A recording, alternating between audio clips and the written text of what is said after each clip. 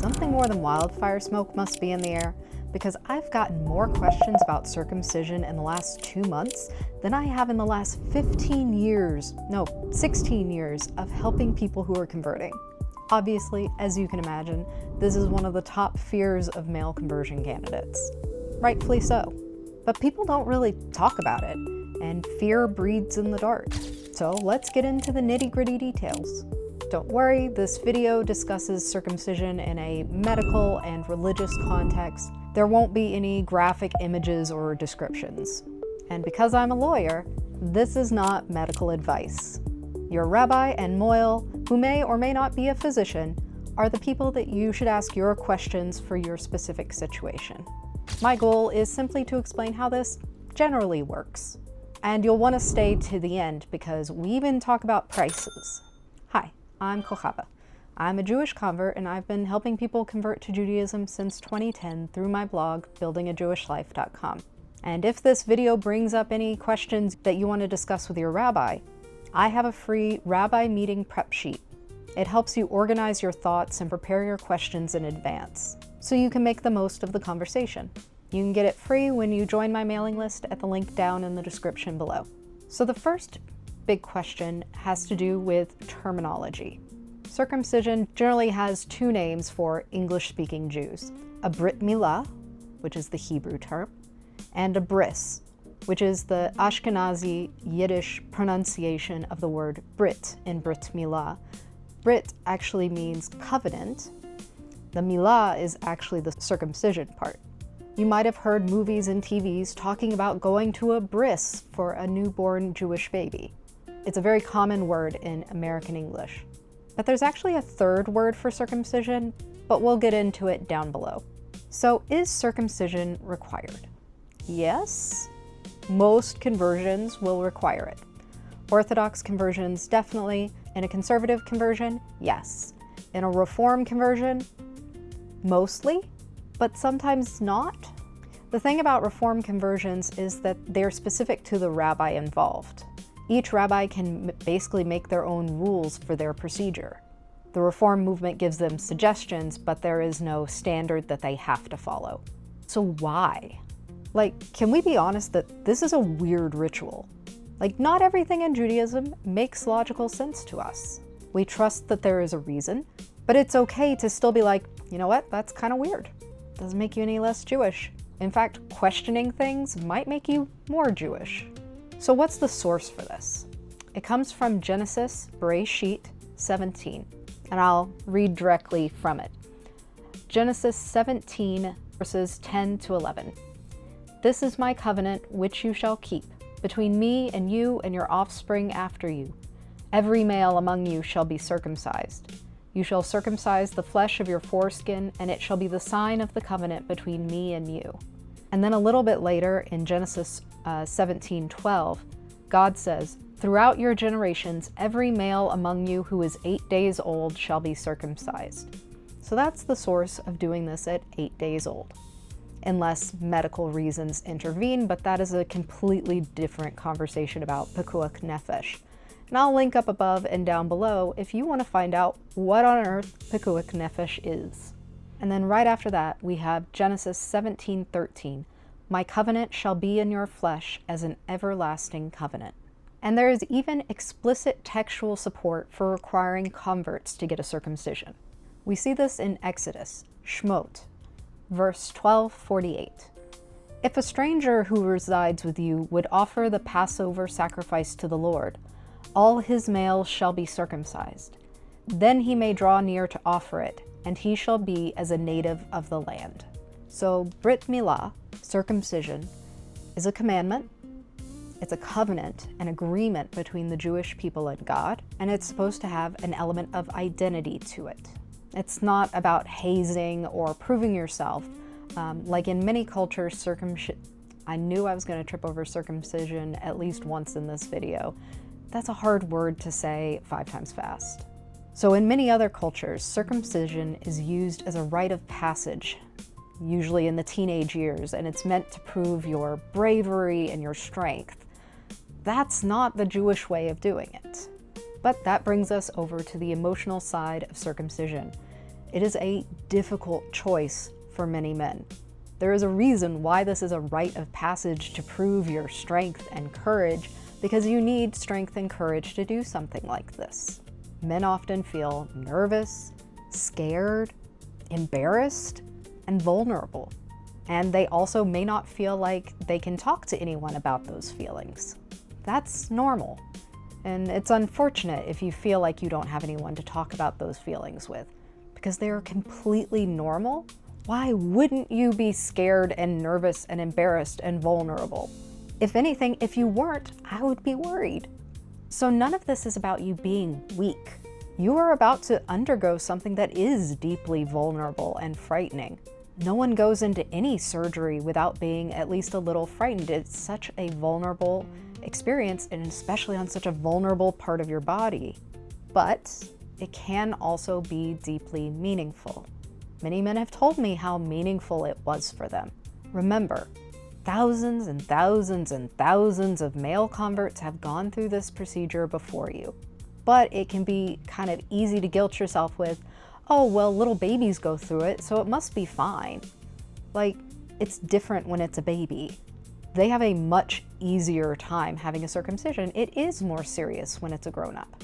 If this is something that you're worried about, this is absolutely a good topic to discuss with your rabbi, with the mohel, or your doctor, especially if you happen to have a urologist already. So who performs a circumcision? There's a specialized position in the Jewish world called a mohel. That is the Yiddish pronunciation of it and what most people have heard of in TVs and movies. They are someone who specializes in doing Jewish circumcisions. And in most cases, at least in the United States, also largely in Europe to my knowledge, because I do actually have a little bit of knowledge about that, most mohels are also doctors. Quite often they are urologists. So you're in good hands with a mohel. And if your mohel is not a doctor, that doesn't mean that you should be scared of their ability to do it.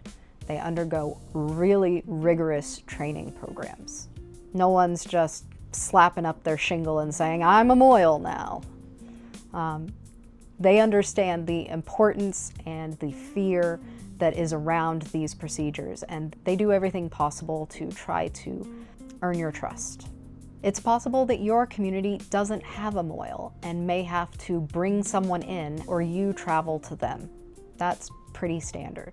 And it might be done in their doctor's office, it might be done in the office of the shul, and what you'll get afterwards usually is a certificate or some other written proof that you had a circumcision done in accordance with Jewish law.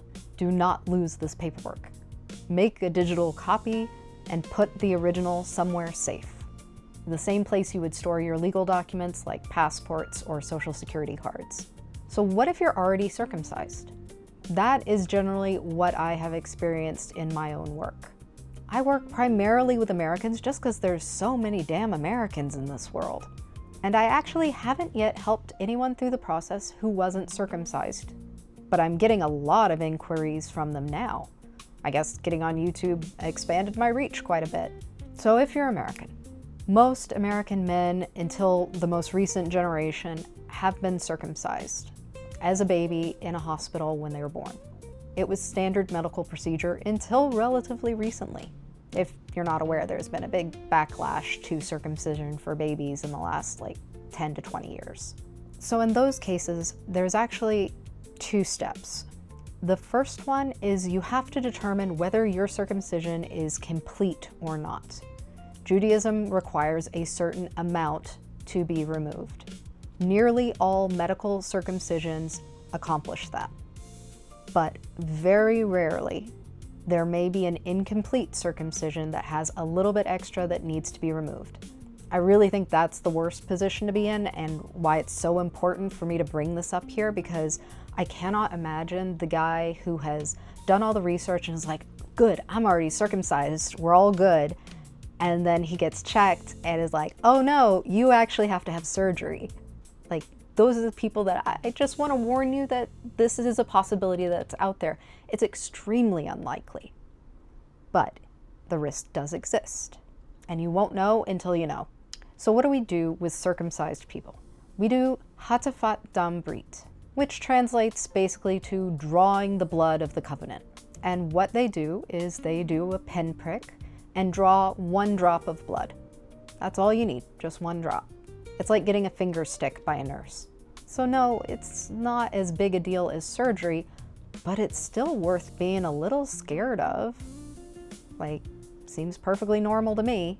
But I will tell you that 100% of the men that have shared their experience with me has been that they really built it up in their mind that it was going to be really scary and going to be really painful. And they all said it really wasn't that big of a deal. Yeah, it did hurt a little bit, but not that bad. And mostly they were just relieved to have it over with. But all said that they scared themselves way more than they should have. And don't worry, anesthesia is allowed. Depending on whether you're getting a circumcision or a hatafat brit, differing levels of anesthesia may be used, but that's a decision you'll come to with your doctor or mohel. When does a circumcision happen? Generally, far into your conversion process, but not at the very end. So the circumcision is going to come before the beit din and the mikveh appointment that end your conversion.